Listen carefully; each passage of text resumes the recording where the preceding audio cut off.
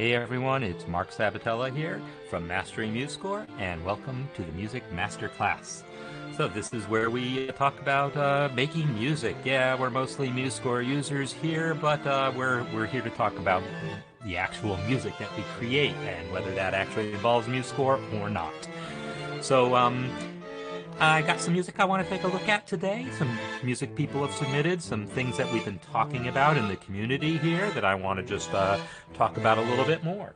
So, as always, let me know if things are working okay. And in particular, the music. I remember when we first started this, when I started this, and the MuseScore Cafe, I didn't have theme music, and I don't know what I was thinking. I'm a musician. Why don't want to? So anyhow, I love the fact that I now have music to start with. It just feels right. Um, because music, that's what we're doing here, right? So before I forget, those of you, and this is probably actually most of you here, those of you who are gold members, gold level members, I'm always trying to put that word in there so it's not an Austin Powers reference. Um, I want to try something after this. So if I forget, which man is that possible, right?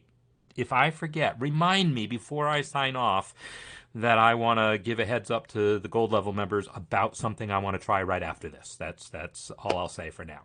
Um, okay, so before I start looking at any particular pieces that people have submitted, and there's a few things here and there to jump in and make some comments about, I want to I want to talk a little bit more about modulation. In the newsletter, I showed the example from Beethoven and talked a little bit about the modulation there, but as often happens when you start looking at some topic, you start seeing references to that thing all over the place. And I have to say, I'm over the last couple days becoming more and more aware of some things having to do with modulation, some connections that I think are I don't know, kind of fascinating to me, and maybe you guys will find them fascinating too.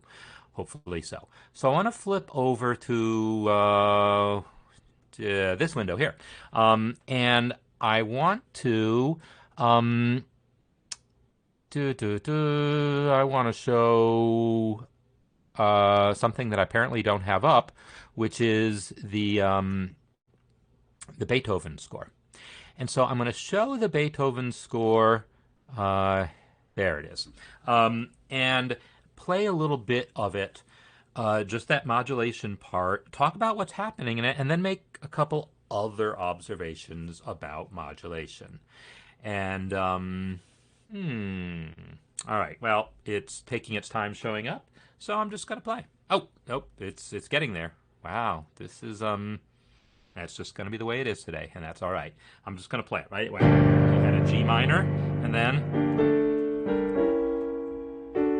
motion that takes us to the 5 chord. Wow, that's just crazy slow going on, and then we have this diminished chord here, right? This diminished chord is notated, as we would see if my notation would ever show up here. This notation is notated as an F sharp diminished chord. F sharp, A, C, E flat. And we're in G minor, so that totally makes sense. F sharp diminished is the 7 chord in G minor, going to an actual G minor, right? So it's 7-1 in G minor. And then Beethoven says, hey, let me do that again. And he gives you the same chord, and that same chord, but instead of going to G minor, goes to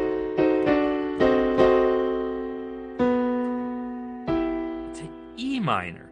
And I make the point that that's because, well, this chord that he originally notates, take my word for it, as F sharp diminished, if I call it F sharp diminished, it wants to go to G minor. But if I call it the same exact combination of notes, if I call this D sharp diminished, well, that's the 7 chord in E minor.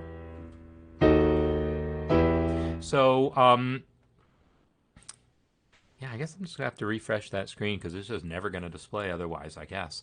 Um, and so it's taking advantage of the fact that that diminished chord can resolve in different ways, right? And if you take any textbook now on theory in the chapter on modulations, they'll talk about diminished chord modulations, and that's the example they always give. Um, so uh, that is kind of interesting to me that that modulation. I'm not saying that that's the first place it ever happened, but I'm not alone in saying that this is like one of the sort of most well-known original examples of it that you might find. What I want to add to this, though, is to think about what this really means is happening. It means we were in G minor, and now we're going to be in E minor, right? We're going from, yeah, just not wanting to show up. Um, so we're going from G minor to E minor. That is what we would call a distant modulation, right? Modulations typically are to what we would call related keys. And so what I'm going to do is flip over right now to a piece by Heiss here, and I'm just going to be showing quick little excerpts of a lot of different things here because I can relate a lot of the music that's been posted recently to some of my comments about modulations. And I'm going to play this piece from the beginning and stop when it reaches a modulation, and then just make an observation about it. So we are in basically the key of C as far as we can tell from the key signature here, right?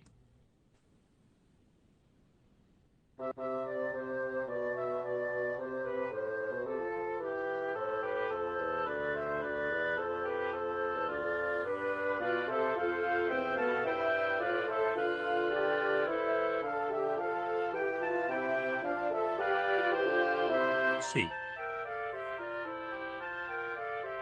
And now we're in F, right? So, and you can tell that modulation happened because Heiss very nicely gave us a key signature, a key change there. So that modulation from C to F is that is what is called a closely related modulation, right? We're going to a closely related key. We're going from the key of C to the key of F. Now, distance on the keyboard wise, C to F isn't particularly close, but C major is all white notes, F major is all white notes except the B flat, right? There's only one note difference between the keys. So anytime the new key is a fifth away, of either a fifth above or a fifth below, then that's going to be the case. It's going to be only one note different. And there's a couple other relationships that are also have that. Like if I'm in C, man, I wish I could get that Beethoven sheet music to show up, and I'm not sure why it's not, to be honest, but I'm going to try something and see if it's just a question of the window not being wide enough for the PDF viewer to want to display, because it could be something silly like that. Because, boy, that was there before. I guess maybe I'll have to go and find that thing separately. So let me just do that. Let me go to IMSLP,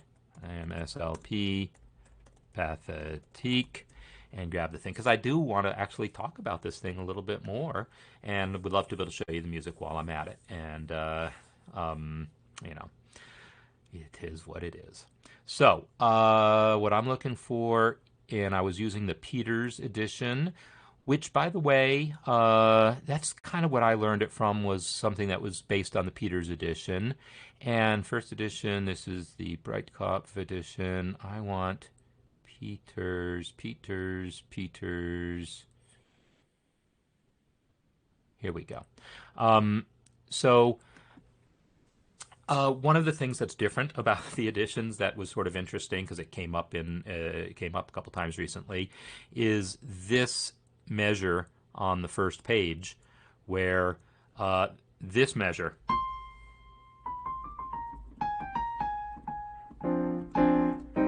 this is all part of the same measure, and then this, yeah, that chromatic scale that I haven't practiced. That's all one measure, and the Peters edition has that split across systems. You notice there's no bar line at the end here. And that's a legitimate choice. So this is a music engraving thing that you might want to pay attention to. The other edition, the Breitkopf edition, actually crams that all into one measure, into one system, which is doable, but man, does this all look crowded and kind of ugly. So anyhow, that's that. So I want to talk about the fact that once we get to the next section, there's so much to talk about with respect to modulations on this that it's like hard to know even where to begin. But let me just do the thing where I can make this window also sized where I can see the chat, because I don't want to miss comments coming in, and I went to the trouble of making that possible. So there we go. All right, so this is in C minor, right? But then he's like major, right? So he's already playing with our brains a little bit here, saying, I'm going to be in C minor, but hey, wait a minute, maybe I'm in C major. When I did my jazz interpretation of this, I made it just be blues, like that. So he's in minor, right? Minor, minor, minor, minor. And I know it's that, really. So it's C minor. Now, the relative major of C minor would be E flat. A typical modulation, then, is from C minor to E flat major. And that's preserving the key signature. We don't need to change the key signature. No new notes. And Beethoven totally sets us up to think that that's what's going to happen. We're in C minor, and I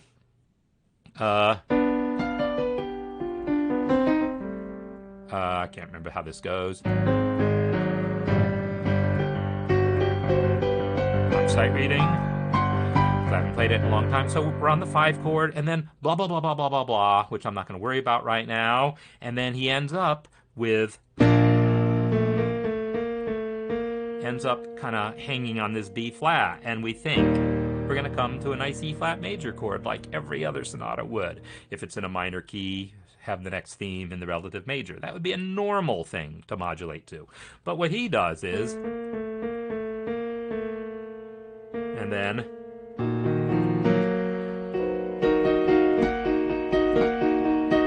right, so E flat minor. This is another unrelated key. Just like when he went from G minor to E minor, that was unrelated. Here he's going from C minor to E flat minor, another unrelated key. We go from C minor, which has basically 3 flats, to E flat minor, which has 6 flats. So one of those modulations from this modulation here, from C minor to E flat minor, is up a minor third. The other modulation from G minor to E minor is down a minor third. So modulations up and down thirds, if he had gone to E flat major, then it would have been totally related. But by going to E flat minor, it became very unrelated. When he was in G minor, if he had gone to E flat major, down a major third, and making it a major key, that also would have been a related key, right? G minor's got 2 flats, E flat major has 3 flats, so that would be related. But by going a different third, and by making it minor instead of major, he made it unrelated.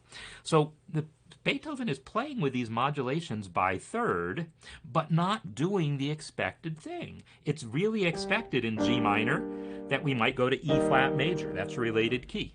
It's expected in C minor that we might go to E flat major. And E flat major would be a related key. But no, he doesn't do that. He goes to E flat minor, which is 3 steps, 3 more flats, from 3 flats to 6 flats. And then in G minor, going to E minor goes from 2 flats to 1 sharp. So if you think of the circle of fifths, one was going 3 ticks of the clock flatter, and the other is going 3 ticks of the clock sharper, right? So by modulating in thirds, you get fairly extreme differences in key. And Beethoven is really exploiting this to create, yes, Colleen, unbeautiful sounds. And he does it through really clever voice leading and just really setting things up marvelously. And so I mentioned that this kind of came up in a couple other contexts, and I have to show you these because they're a little bit fascinating to me. So one of them is going to be, I'm going to switch over to MuseScore here, and I'm just going to bring up Reunion because we all know Reunion. At least I think pretty much everyone here has seen Reunion, and if you haven't, well then, hope you enjoy it. Reunion, I know I had it up recently. It's got to be here in my recent scores. There it is. Okay. So Reunion is in F.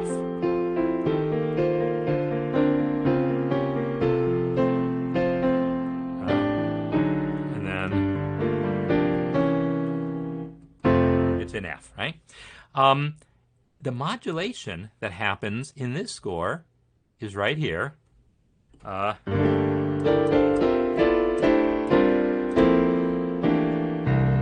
Basically a C7 kind of coming down here in this cool Bill Evans jazz voicing.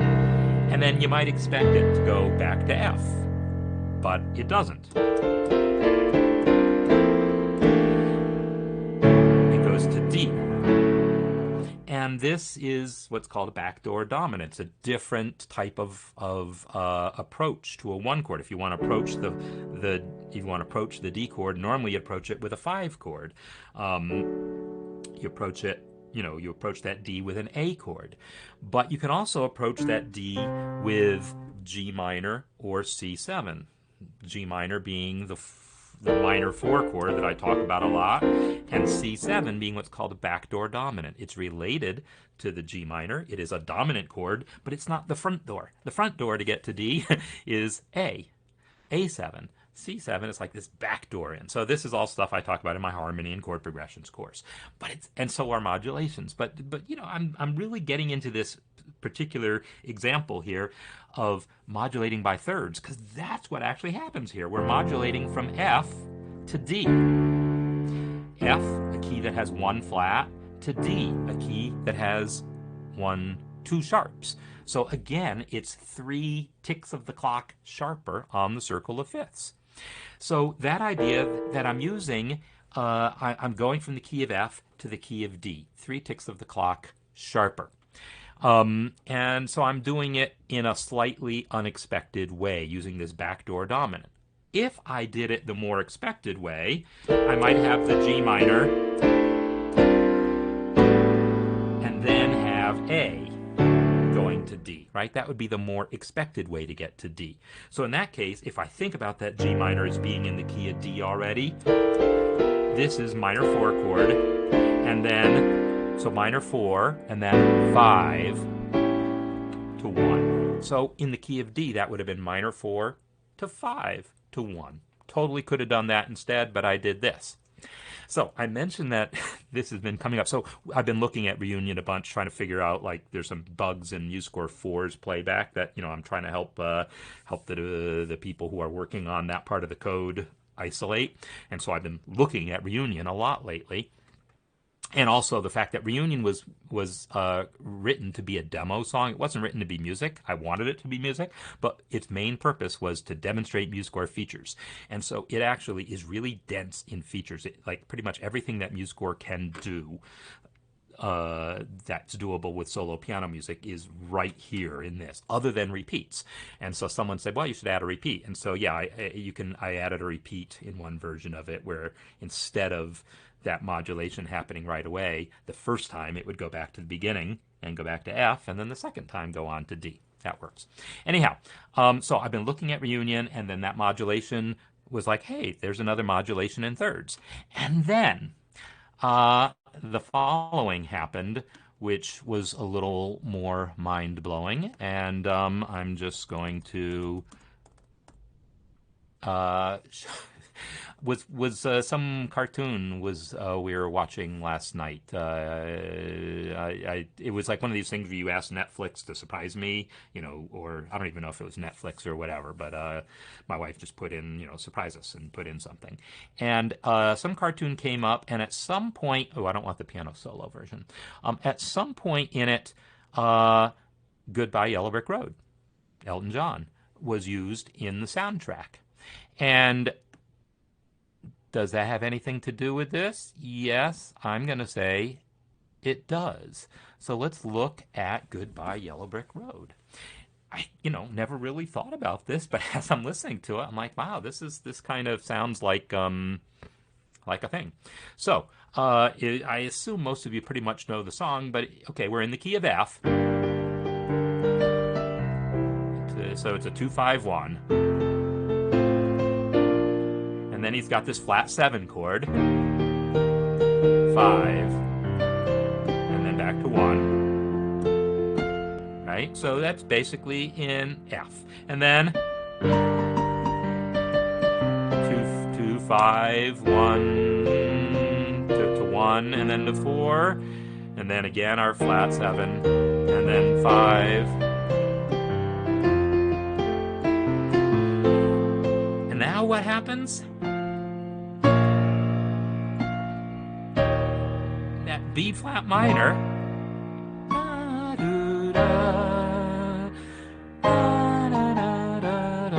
What's happened there? He's gone to A flat. He has modulated a third, a minor third. He's gone from 1 flat to 4 flats, right there in the middle of the kind of going into the chorus, basically. This boy's too young to be singing. I can't sing that high.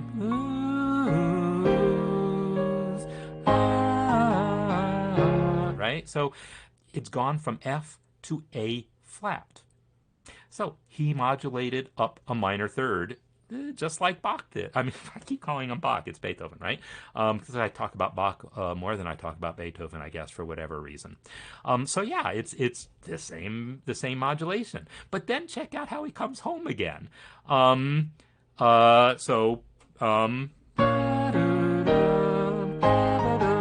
To 4 in the key of A flat, then back to 2, and then Goodbye Yellow Brick Road. Right, so he's come back to F. He has that B flat minor chord, which was the 2 chord in A flat, and he had originally gone 2-5-1. So he took that B flat minor and made it resolve to A flat, but now he's taking that B flat minor and going to F with it. So he's basically playing the exact same phrase twice, but resolving it differently, a third differently. One time came out in A flat, the other time came out in F. And that's because the second time he's looking at this B flat minor not as the 2 chord in A flat, but as the minor 4 chord in F, then going to 5. Well, that's my reunion modulation, once I made that little change. So all these things are connected. But that idea that he actually plays the same phrase, going to A flat, and then plays the same phrase, but this time coming out in F, playing the same phrase but resolving it differently. Well, what is that? But that is this modulation that I started off talking about of the G minor first going to this diminished chord, first going to G minor, and then the same diminished chord going to E minor. Again, Elton John is using the exact same device that Beethoven used here. Taking a chord, interpreting it in one key, taking a chord and a melody, and then repeating that same chord and that same bit of melody, but resolving it differently by reinterpreting it harmonically. And that's what Elton John does. And then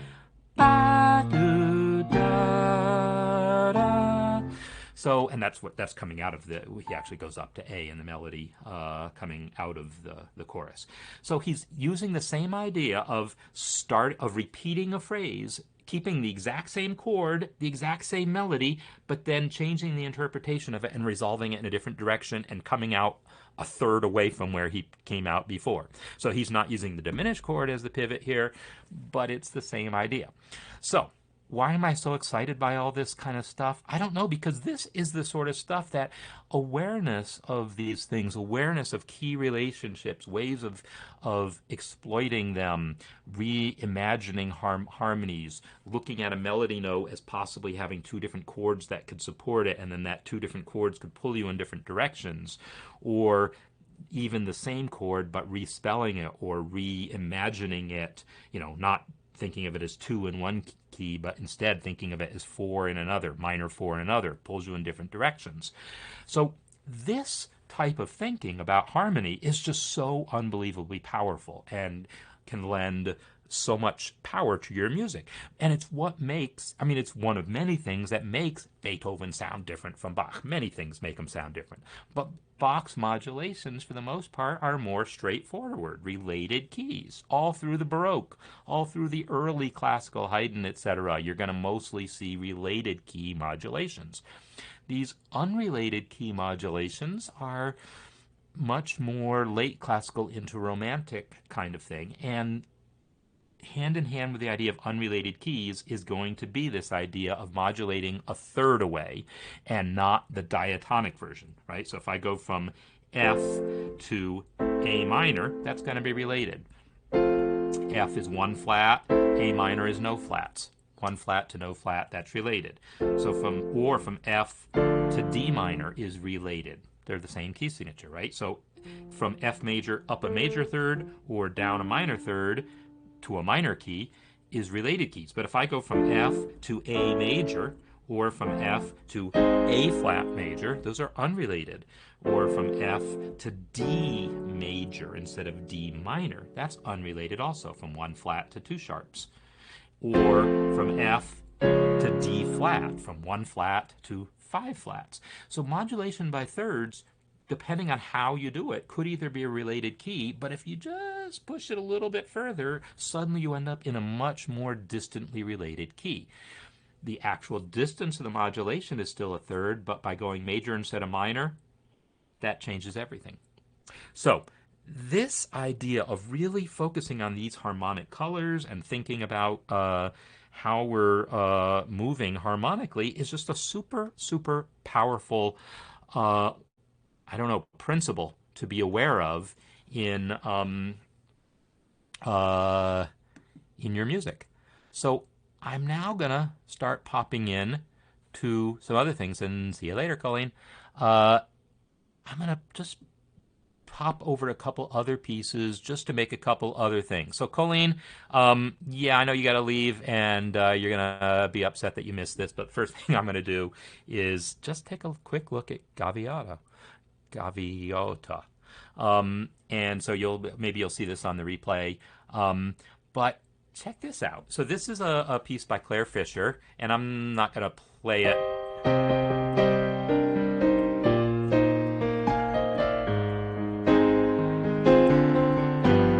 So those first four measures, C minor, and then A flat, and then D minor to G7, that's all diatonic in C minor, right? So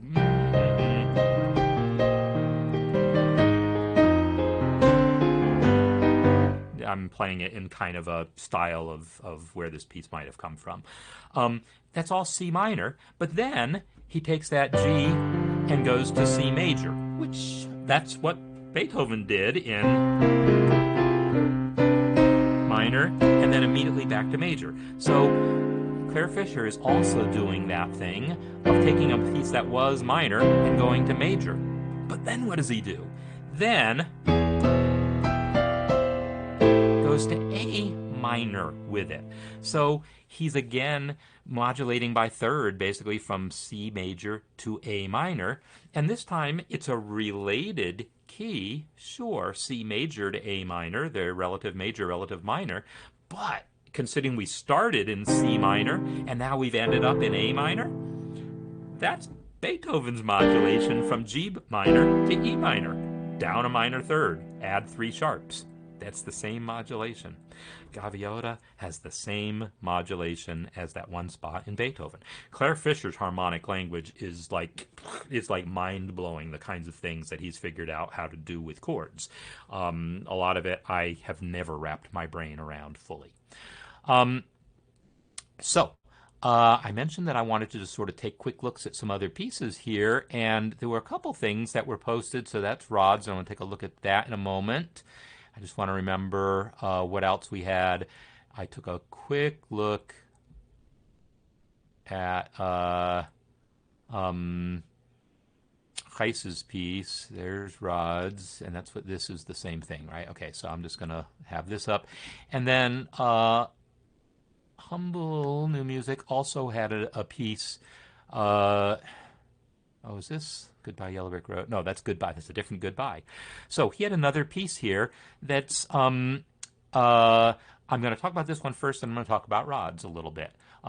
Just a little. So this piece here, I'm just going to play it. So BSG, Bernard S. Greenberg, is like, this legendary figure that I've mentioned who is like sort of the counterpoint genius of MuseScore.com.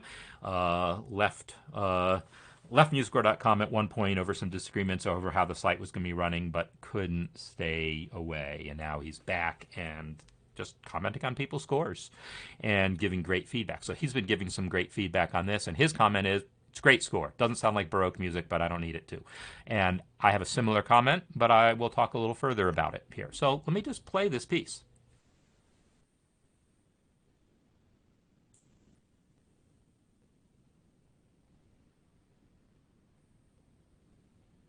It will play eventually.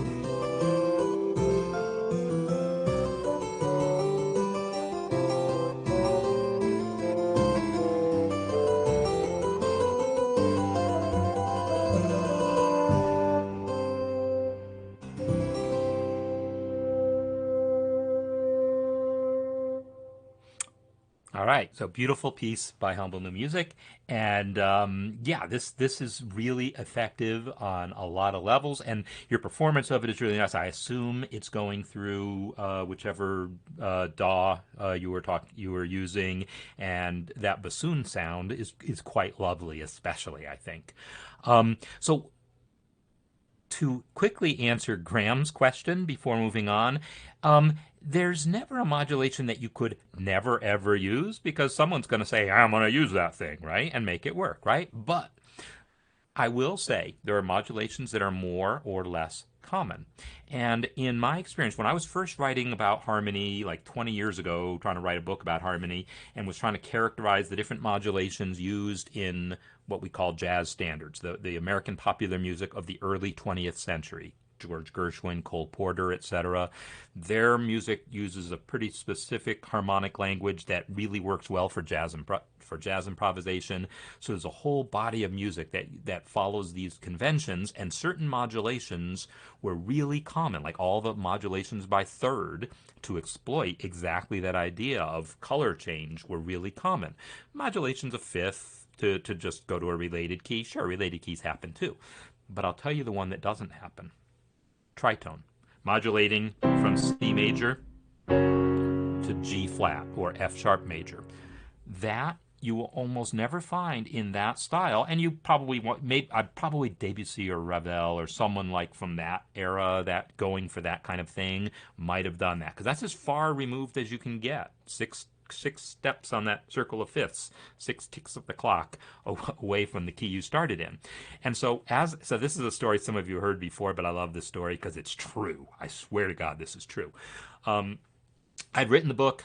It was like all done, and I'm proofreading and everything, and I'm talking about all the different modulations, and I have the section on modulating by all the different intervals, and I'm trying to give examples of each song.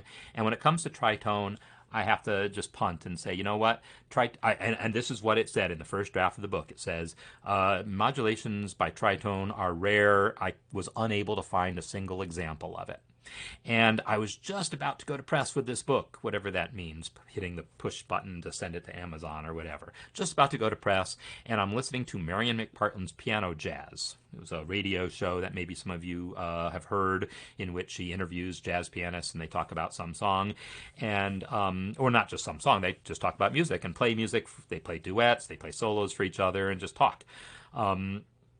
So they're talking, and Marion's like, well, what song should we play next? Or what song do you want to play next? And her guest, I don't remember who our guest was, says, I'm going to play Warm Valley by Billy Strayhorn. And Marion says, Warm Valley. I love that song, and it's so unusual. It's the only, and I'm trying to just imitate Marion's British accent, so sorry, I can't tell the story without doing that. And I'm not, trying very hard. But it's such a beautiful song, and it's so unusual. It's the only song I know where the bridge modulates a tritone away. And I'm like, what? Really? And so I go look up Billy Strayhorn's Warm Valley, find the sheet music for it, and boom, now I've got an example for my book. Goes to press like 2 days later with the example rather than just a placeholder saying, hey, this one's really rare. Since then, I think I found one other example in a piece of classical music. I don't remember what it was, but it's quite rare. So, anyhow, the things that I had originally commented on with Humble New Music's piece here, the Goodbye Summer 22, is that the bass, he was asking specifically about the bass, and I don't remember what the question was, but my comment was that it seemed somewhat random in that it keeps repeating the C even though it's not in the chord, so it's like a pedal point. So keeping C while doing other things on top. Bach's all about that, right? He ends pretty much every single fugue with pedal point, holding down a note while going and doing other fancy stuff on top. So nothing wrong with that. But then if you're going to do pedal point on an organ pedal, you actually sustain that thing. That sucker's loud. So this is like just that hint of pedal point. And so, yeah, it's a thing that's, it's alluding to sort of a Baroque pedal point technique, but it's much, much, much more subtle. And then eventually he gives up on just the C and starts adding some other notes there.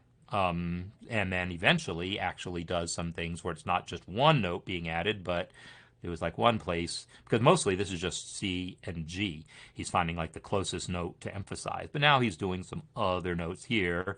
And yeah, some place where he had a little line. There's a D there. Oh, here's the place where boom, boom, boom in the bass. But for the most part, it's just very subtly doing some pedal point. So, I mentioned that it's harmonically not that related to what's going on mostly. I want to talk about this from that harmonic perspective.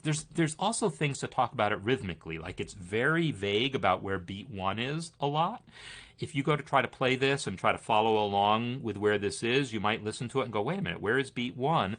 That's pretty typical in Baroque music also, where the phrasing, especially in imitative counterpoint, you're going to have a phrase and then you're going to repeat that same phrase 2 beats later. Well, now, whatever relationship things had to the measure when it first happened, they're going to be different when it comes back.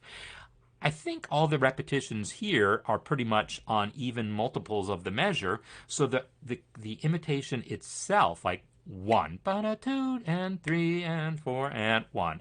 See, 1, 1, 1, and 2, and 3, and 4, and when that line comes in the bassoon, 1, 2, 1, and 2, and 3, and 4, and right? That same line happens in the bassoon in the same metric position. So the imitation isn't forcing us to have to hear things differently, but it's still the case that just things about where the chords change, where the resolutions happen. Sometimes the resolutions happen mid-measure, and sometimes they happen on downbeats. Frankly, if we're going to talk about it at that level, I might say you might want to call this 2/4, because if let's actually talk about that. Let's start at the beginning.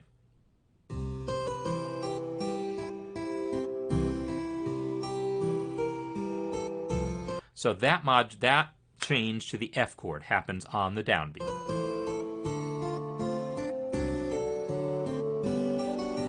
That change, though, to this G chord in bar 4 happens mid-measure. Now, again, if that had been dictated by imitation, then I might have said, then yeah, that's totally fine. And it is totally fine. But that's the sort of thing. The number of places where your cadences end up on beat 3 is what makes me wonder, is that really beat 3 or is that your beat 1? And that you might be better off writing this in 2/4 so that place there, yeah, whatever. When you reach that G chord on beat 3 of bar 4, maybe that really should be beat 1 of whatever that would turn out to be bar 8 if you doubled it, I guess. And then maybe that would change your impression of where the bass notes want to line up. Or maybe not. I don't know. But that was one of the things that struck me about this when I first heard like an early draft of it. And no, there's nothing wrong with that bass line being just it's functional. It's certain. It's not functional in the harmonic sense. It's functional in the achieving a purpose sense. So I wouldn't worry about it not being exciting. It's like a triangle part in a symphony. Also, it needs to be there, but no one runs home excited about that great triangle part they just played unless it is. But many of the triangle parts are not meant to be that exciting, and this bass part isn't meant to be that exciting. It fulfills a role. Fine. So I just want to talk about it in terms of the harmonic things. You can just tell by looking at this. It's great that it's in the key of C, because now every time we see an accidental, we know, if not an actual modulation, there's some sort of tonicization. And when I talk about tonicization versus modulation, the distinction is, if you stay there long enough, it's a modulation. That's what I often give the analogy to like a journey that you might take, where you're bringing a suitcase, and if it's an overnight trip and you just stay in the hotel, you don't even bother to unpack the suitcase, you just spend the night in the hotel, do whatever you came to that town to do, and go back home.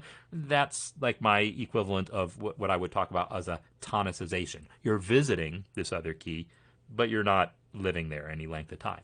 On the other hand, if you're going to spend 2 weeks in that town, probably you're going to actually unpack that suitcase and stick the clothes in the drawer there in the hotel room or whatever, wherever you're staying.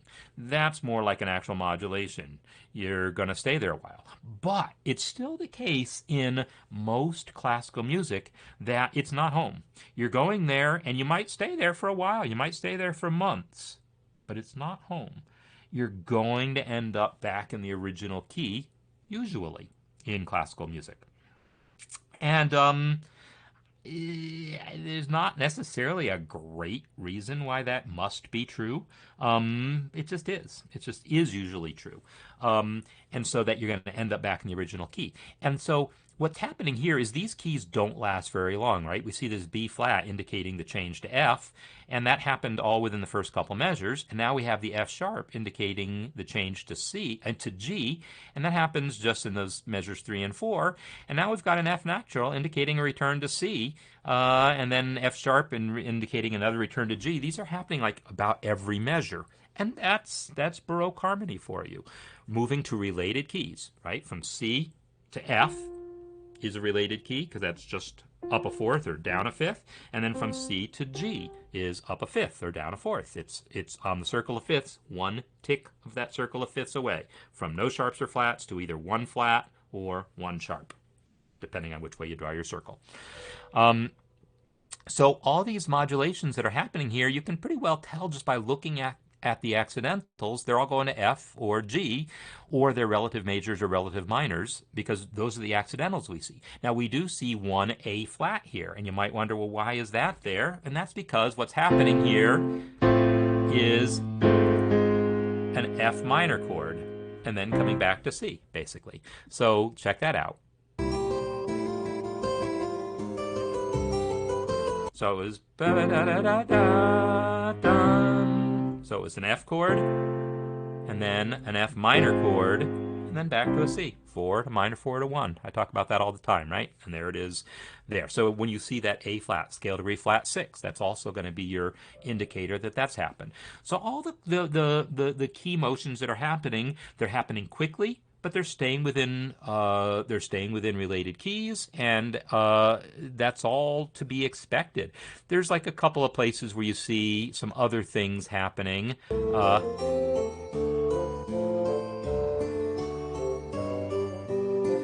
Where that C sharp here is, it's not harmonically interesting. It's not harmonically, not that it's not interesting, it's not harmonically relevant. It's not what we call essential chromaticism. That's basically a G chord, and it just happens to have that C sharp in there. It's a chromatic alteration within the key of G, because we are in G at that point. There's my G, and there's a G here, and here's a B in the bass, right? That second half of the measure is a G chord, and that C sharp is just some nice color. And so, yeah, that's what's happening here. You're going to see those same chromatic alterations, that same B flat happening over and over, that same F sharp happening over and over, that same A flat happening, maybe not that often. I think somewhere there was a D sharp indicating that we went to E minor, or maybe I'm just misremembering or misreading of a clef. But yeah, that's what's basically going on. Here's definitely, going to what I think is a minor cadence. No. I can't even remember where it was.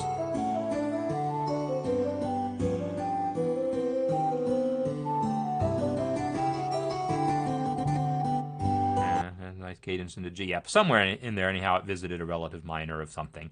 So anyhow, that's a succession of keys, and in nice voice leading of, nice use of imitation, nice voice leading, going through things, and accompaniment of the main melodies, and all the things you want to see happen in music are happening here really nicely. And now that idea that this is moving very quickly from key to key is in keeping with Bach. The Beethoven model there, his modulations, when he got to a key, he kind of stayed there a while, right? I mean, I didn't really dwell on that, but it's definitely the case. If I flip over to that thing here, that whole opening section of this piano sonata is a whole page of of C minor. And yeah, there's a little mini tonicization here and there, but it's all C minor. The whole opening of the main theme. That first part is what's an introduction. It's not really the official main theme. The official main theme is this. That's the official main theme. And it's all C minor. It's a whole lot of C minor until suddenly he hits us over the head with that E flat minor. And then he stays in E flat minor for the better part of this page, too.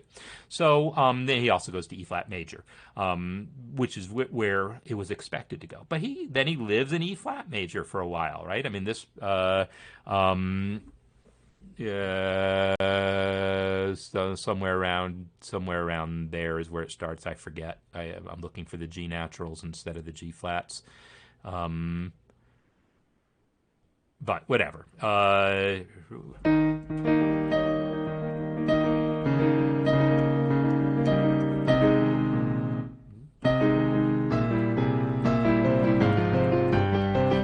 All through this section here, it's E flat major, and goes through a lot of stuff, but he comes out with a big more E flat stuff, right? And then over here,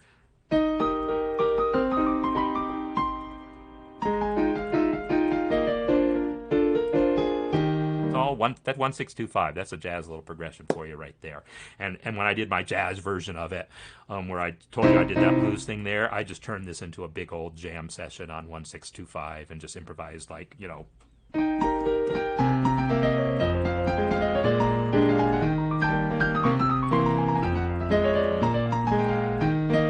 And then I went, then I actually go into what he wrote there. So I just replaced those few bars with some improvisation and did that a few other places. So anyhow, this piece, when it goes to a key, it's going to stay there for, a page maybe, or half a page. It's going to stay there a while, and that's more typical of classical modulations. Not that we're not going to have those quick little tonicizations along the way also, but we do expect to actually live in a key for longer, and in the Baroque music, it's maybe more just a meandering journey through all those related keys. And so with that in mind, I'm going to flip over now to Rod's piece here, which is just a beginning of a piece, but it's a really nice beginning, and it's A minor. Thanks for the pointer about where the D minor is at measure 41. I might come back to that then. But so this is Rod's piece, and Rod, by the way, I wasn't able to download it, but that's fine. Eventually, maybe when you finish it, we'll have a downloadable version. So I'll play this, and it's just like a minute or so of stuff that's basically in A minor, and some really nice texture. So you're working on orchestration here, and yeah, some nice things going on orchestrationally. So let's hear it.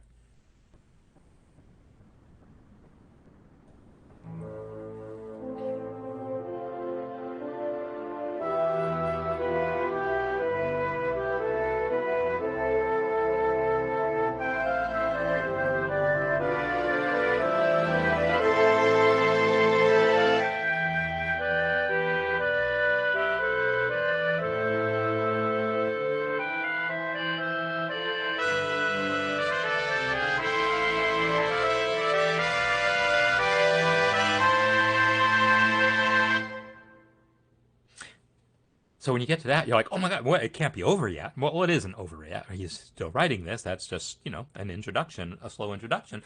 But notice how, in a piece like this, there's no hurry to move through keys, right? We're not ready to move through a bunch of different keys. We just want to enjoy the expansion of that A minor. And yeah, it's all pretty much diatonic. He doesn't even use a leading tone here, which, certainly you could have, but let's see, where is this measure?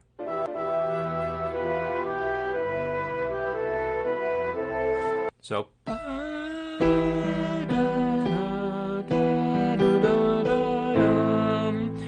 E minor is the minor 5 chord. Going back to A minor. Somewhere I think you had chord symbols in here. Or maybe I'm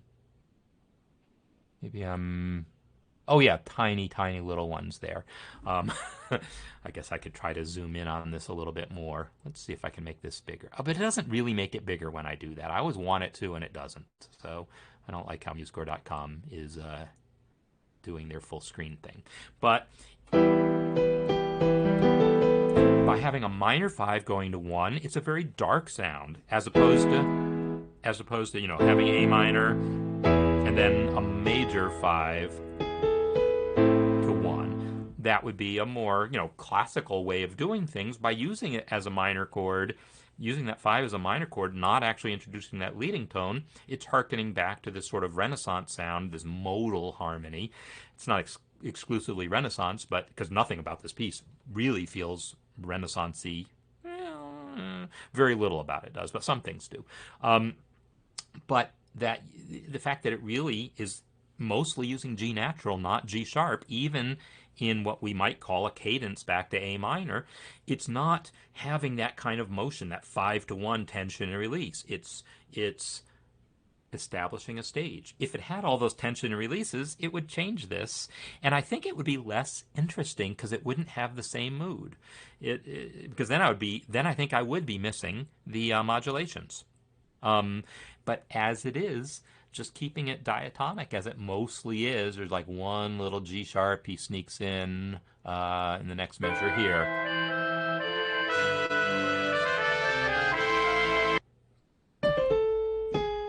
Right there in that trumpet line. And it's just a real quick hint of a G sharp. So yeah, this is all just establishing this kind of tonal palette of A minor, and then the interest all happens in the orchestration, starting off with that low bass part and then bringing in these other parts, kind of judiciously, bringing in some other low instruments, some middle instruments, and then some higher instruments. And, it's the layering of this, and where there are woodwinds and where it's brass and where it's strings. I mean, I think you're doing a marvelous job of exploring these textures. So I'm really interested to see where this piece ends up going. And I think before I go, and I'm not going to forget that thing I said at the beginning, so bear with me. But I do want to just check out the measure 41 just to see I was in the right ballpark, it looks like. Here's where it goes to D minor, you say. Yeah. Yeah, there's the going to D minor. And our clue there, if I was paying attention to my accidentals, would have been, hey, I see a flat and a sharp in the same measure. How is that happening? Well, harmonic minor is how, right? In the key of D minor, we expect a B flat, and we also expect a C sharp sometimes as a leading tone. So as soon as you see that, that's like your clue. Then, just the mere fact of seeing a flat and a sharp doesn't guarantee you're dealing with harmonic minor, but it's a good tip-off you might be, and then you do the math on it, and that's D minor. And I also saw E flats there, and so I'd kind of want to see. No. I want to come back to that measure with the E flat and see what's happening there because I'm curious.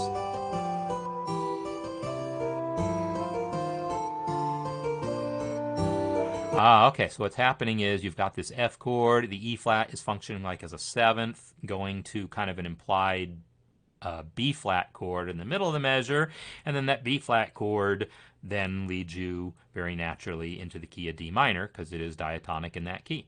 So yeah, it's all good stuff, really good stuff. So I'm just happy to see so much good music here and all these interesting connections. All right, so I'm going to wrap up here, and yeah, a lot of territory covered here.